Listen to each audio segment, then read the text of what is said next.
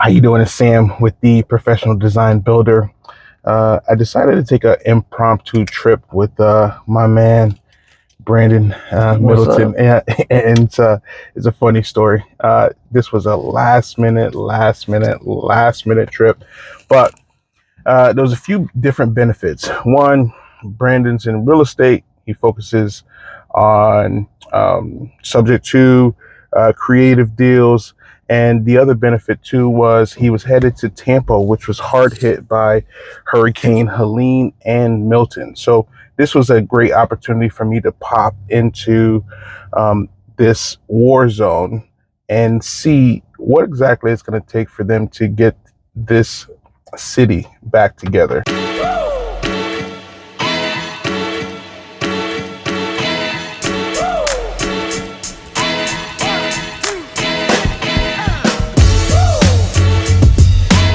All right, so we're going to be looking at a few different properties and looking at some damages, and I'm going to talk from the perspective of from the construction perspective. Is this particular property a knockdown? Is this particular property a rebuild? What is it going to take for community to come back together? And we're going to kind of go from there. So can't wait for you guys to join in. What's up? What you got? I was just going to say, why is it important? Why is this? There's a reason that I focus on creative in this season, in this market cycle, but there's also a reason why, of all places that you could be talking about what you do and who it helps.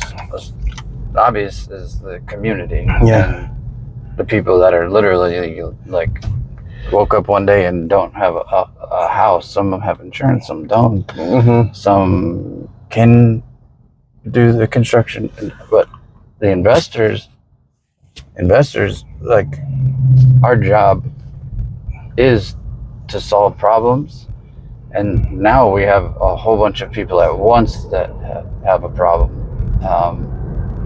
And no one's coming to save those people. So no. One of the things I'm thinking is that if we can do this efficiently, therefore profitably, we can get these houses out from under the sand, for sure. Turn these neighborhoods around. And if we can't, then that means we have to get such a discount that the homeowner is losing equity that they otherwise would have had if the storm hadn't come through. Yeah, for sure. I mean, there's so many moving parts in a situation like this.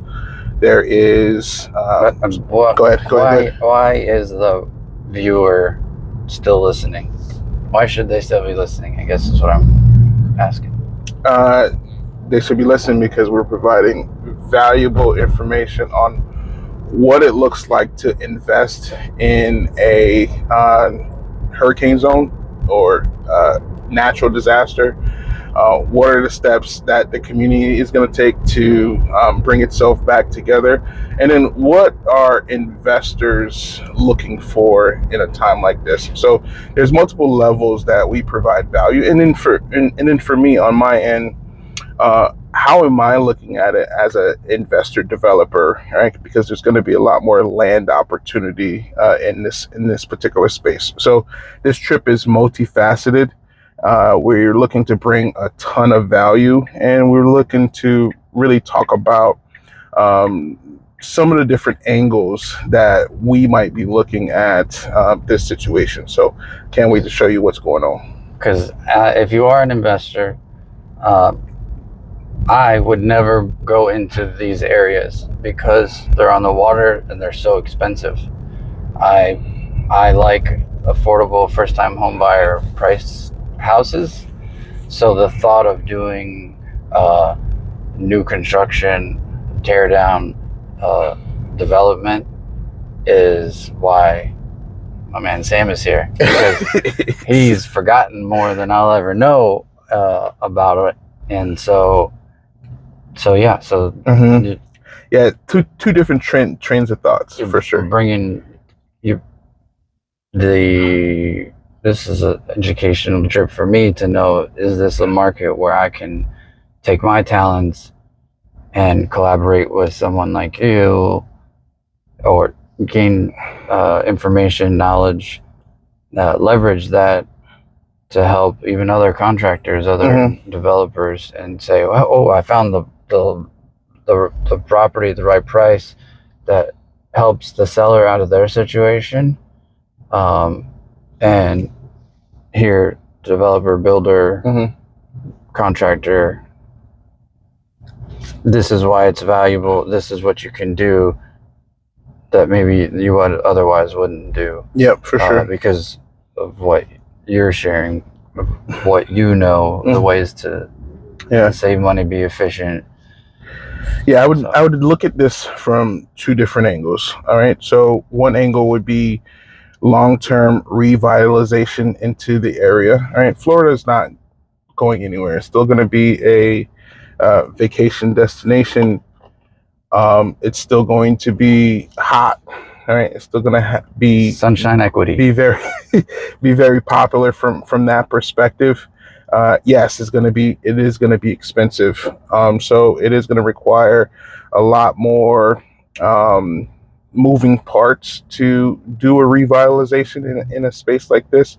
But you're making a long-term assessment into the future that this is going to pay off. Not just for us as developers, but as community builders, which we're often doing when we're trying to renovate or redevelop an area like this. So that's just a simple example. What's up? I don't know how much it costs and what to look for at a house that is a tear down versus whatever in the fit and finish on a higher end product. Just by looking at some of these properties and understanding how to look at them, I instantly, doesn't mean I even have to build them, it just means I now know what I can do to help when I get those, because I've been getting those calls from people and I'm like, oh, I don't do that. And I don't know the right questions to ask to find the developer to know whether it's an opportunity for them, because I would just as easily say, yes, I can help you, I'll structure it. I already know what a developer would pay because I know approximately how much this would cost, and then now I'm able to, you're bridging a gap between two, like the wholesaler, rehabber, direct to seller marketing investor, and the developer who's not usually. So for me, it's not long term in terms of profit, it's instant. Yep, for sure. That knowledge now goes, oh, this is a lead, a seller I wouldn't normally be able to help. I negotiate this price, these terms. I call the developer, buyer, and I can, make a referral and get paid. You get paid, everyone wins. You being the person watching, if you're a developer, or if you're a wholesaler, getting calls like from sellers like I am that need help.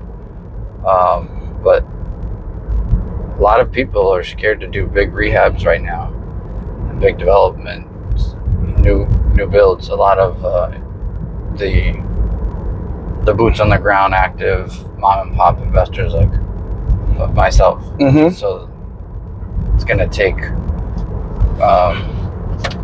collaborating with these two worlds. Yeah, for sure. A lot of communication, a lot of streamlining labor. All right, one of the biggest challenges that I see, and if you're trying to invest in a part of town that is not your neck of the woods, is organizing labor and resources. So for me, the vintage that I have, I'm accustomed to planning out a project from concept to completion. So I'm accustomed to sourcing material, figuring out what things cost.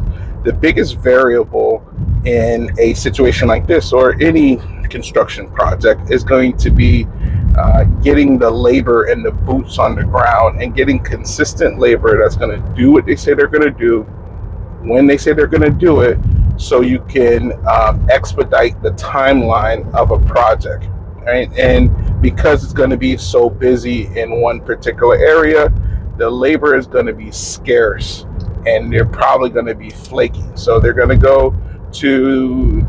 try to go to the highest bidder.